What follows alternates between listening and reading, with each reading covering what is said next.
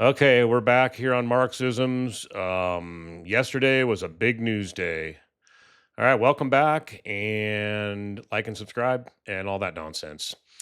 So anyway, God, what a news day yesterday. The day before, I did an interview with Bajan Malvawala, which many of you have seen, and I was really hoping it wouldn't get overshadowed by some news.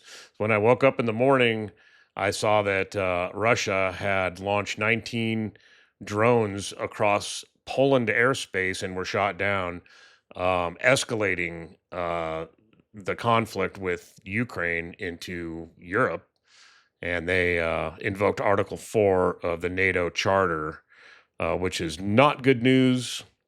But then that was overshadowed, of course, by, as we all know, unless you live under a rock, you're Patrick Starr and you live under a rock.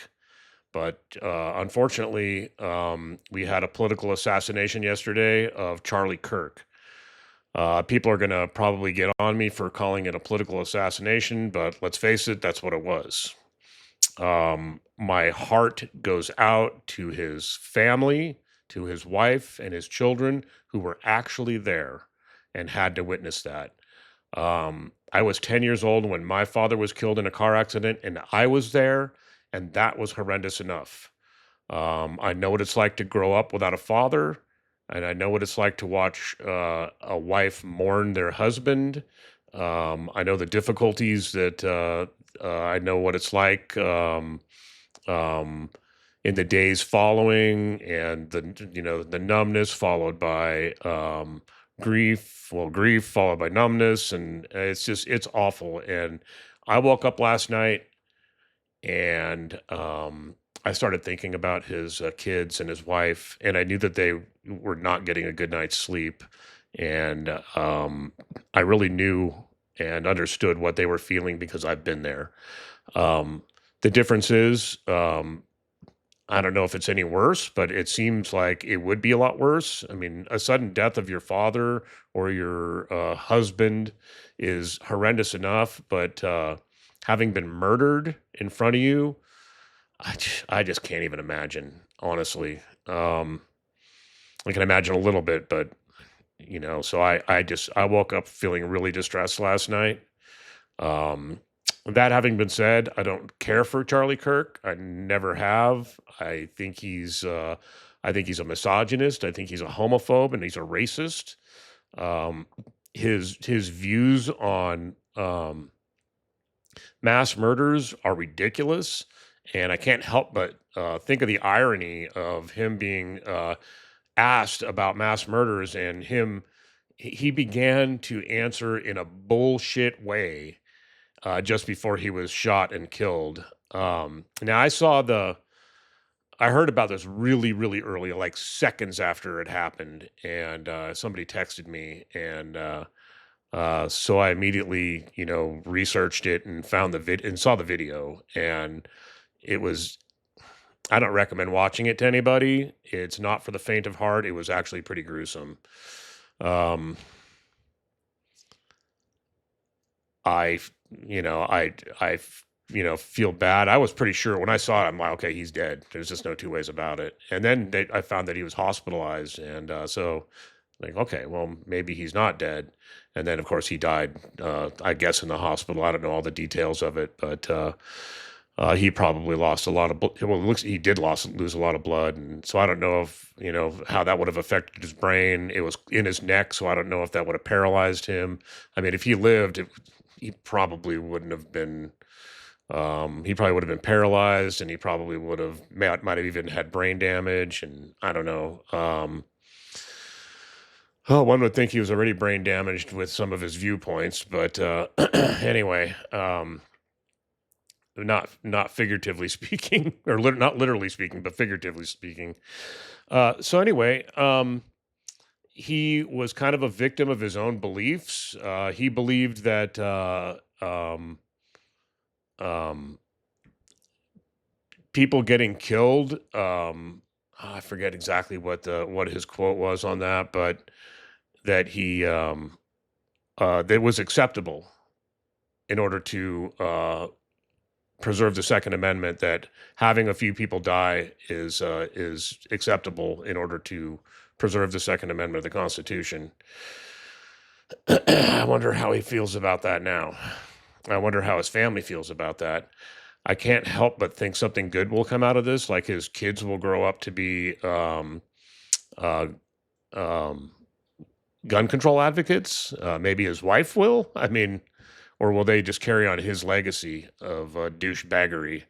Um, Hopefully not. Hopefully there'll be a silver lining in all this. It's a little distressing. There's a lot, people are pretty emotional right now about this, and there's talk of revenge and everything else. People didn't like some of my comments yesterday on Facebook, and I was threatened.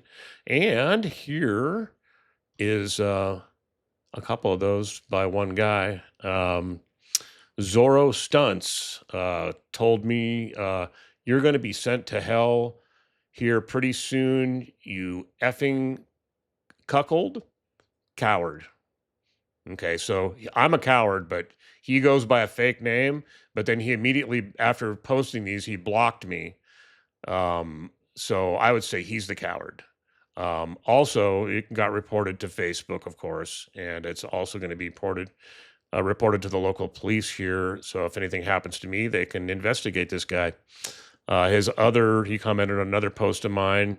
"You're going to need some effing prayers, you effing cuck." There's that cuck again.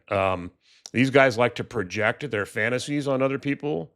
So this guy obviously likes to watch his girlfriend, wife, boyfriend, who knows, have sex with other people. I personally don't. I'm I'm possessive that way. Anyway, you and your kind, which I don't know what that is, got very limited days now. Okay, his English sucks too. But I don't know what he means by your kind. Does he mean white straight males? Because that's what I am. Um, does he mean liberals? Because I'm not really that either. I mean, I have some liberal viewpoints, but I have some very conservative viewpoints too. I mean, up until Donald Trump became president, I was a Republican. I only switched over because I'm not a fascist, and that's exactly what Trump is. And these MAGA Republicans are nothing but, and you guys that are follow Charlie Kirk. Um, and like him. I followed him too, but I don't like him. They're ideologues. I wouldn't call them conservatives. I would call them ideologues. I would call them hateful people. Obviously, I mean, hello. I would call them sheep. They don't believe. I was just in a debate with somebody on Facebook, and they don't believe. Oh, who did Trump sexually assault? I'm like, is your name Patrick Starr? Are you living under a rock? I mean, don't you watch the news? No, I don't believe the news. I'm like, yeah, okay. Well, then how about the court documents? Oh, that's the Democrats, this and that and whatever. And it's like, no, no, how can you believe this one woman? Well, there's 27, I believe, that accused him of rape. So one of them was a 13-year-old girl. Plus, he's clearly on the Epstein list. Otherwise, he wouldn't be hiding anything. We know he's in the flight logs. We know he was good buddies with him. We know that Trump um, has talked about sexually assaulting women. I mean, he's admitted it. He's talked about it. I don't ask him. I just grab him by the hoo-hoo. I mean, come on. The guy's admitted it. The guy's admitted to leering at underage girls at his beauty pageant. I mean, what more do you need? He's a 34 count felon. Oh, but that was Biden. No, it wasn't Biden. It was a grand jury of his peers that indicted him, and it was a jury of his peers that convicted him. That is not political motivation. That's the people of the United States convicting him. So, I mean, it's one thing to be indicted because I think, like in the case with, we talked about this the other day with my friend Bajan, his son, the grand jury, we don't think he was they were given all the information, which is why they haven't brought any other charges against him. And So we think they gave them limited information, but that's one thing. You can do that with a grand jury. You cannot do that with a regular jury because then you have prosecutors and you have defense attorneys, and you have evidence, all the evidence and everything else. So it's a lot different. It's easier to indict somebody with a grand jury than it is to convict them with a jury. But anyway, once again, I digress. Um, I think it's a little scary situation out there. I'm worried for some of the commentators. I know on the left wing because now are people going to try to kill them? I mean, let's hope this doesn't escalate. And then I want to talk about the actual shooter. Everybody wants to say, "Oh, it's a trans person," and then of course now we have these engraved ammunition with uh, transgendered Antifa supporter or something like that. That seems a little false flaggish to me. They got a picture of supposedly the guy, and first of all, he doesn't look trans, which doesn't mean he isn't. But um, yeah, I'm not buying it. Plus, this guy obviously was a professional. I mean, I'll tell you what. I used to do a lot of shooting. Not a lot of shooting. I did a little bit of shooting, but I had a friend. I moved to Idaho, and I had a friend there, and he used to tell me, it's like, oh yeah, I was around guns all my life and been shooting all my life, and it's like, okay, cool. Well, I could outshoot him. I mean, I used to. I was actually one day we were at the shooting range, and I took a Copenhagen can. And I put it out at 100 yards, and I said, I can hit that in one shot with my 7 millimeter belted Magnum, and so well, full disclosure, I missed on the first shot, but that's because my elbow slipped off the table. So we had a table we were using to shoot. This guy was prone, so he had even more of an advantage, I guess, because it's easier to shoot prone than it is to. Although shooting off a table is pretty good too. I mean, I would say they're pretty equal in that respect. But he um so my elbow slips off the table, and I said, "Okay, all right, okay, I will do it on this shot." But I did. I hit it dead center from 100 yards. There's a couple of key differences, and one of those is 100 yards. This was a 200-yard shot on Charlie Kirk. Hit him dead center, almost of his neck. Um, I mean, that's a devastating shot. I mean, it's potentially severing his spine. There was a lot of blood loss. I saw the video pretty early on. I heard about it right after it happened, and immediately went looking, and there was the video of it, and it was pretty horrendous. I don't recommend anybody watching it. Um, but and then so it was a, a pretty devastating, pretty good shot. I mean, it was a bad shot because it killed somebody, but the guy who did this was knew what he was doing. He had an escape route. He did escape, and he left some evidence, presumably sloppy, or did he leave it on purpose? Okay, so he left the rounds, I guess, the ammunition. They said, I don't know what part of it was if it was on the casing or if it was on the bullet itself, the round itself. I don't know how they did it, how he engraved it, but they said it said uh, transgender Antifa supporter or something like that. Um, Seems like I said, seems false flaggish to me. But he could have just been making a political statement too. I mean, people that do this kind of stuff, they sometimes do that. Could have been somebody that wants to make it look like it was somebody transgender. I mean, we don't know. I mean, if I was going to do something like this, which I would not, I do not believe in violence. I have never committed any violence outside of defending myself in a fight. Um, and usually, then I've most of the time I've always usually been able to talk my way out of it, any kind of altercation like that. 'Cause I don't want to have to fight anybody. First of all, I don't want to hurt anybody. And second of all, I don't want to be hurt. I mean, pretty simple. Um, I'm allergic to pain. I live with a lot of pain, actually, to be honest with you. But anyway, whoever did this, I mean, they had it all planned out. I mean, I would have planned it out too, but I mean, I'm not a professional. I don't know how to. I wouldn't know how to. I would maybe think I'm pretty smart. I would maybe think I would have some idea of how to do it, but ultimately I'd probably fuck up. Um, there's forensics and there's a lot that goes on with there's DNA. I mean, they can do a lot with forensic evidence nowadays. Which is besides my moral convictions. I mean, I would be thinking, okay, there's no way I'm going to get away with this, so I wouldn't do it. Um, I wonder if this guy would. He's gonna get caught though. I just so you know, Zorro, you're gonna get caught. You're gonna get caught anyway. But if you definitely did true try something, you are definitely gonna get caught. So if you want to spend the rest of your life, or maybe you just kill yourself, I don't know. Or do you want to spend the rest of your life being somebody's plaything in prison? I mean, that's up to you. Not my cup of tea. Anyway, um, so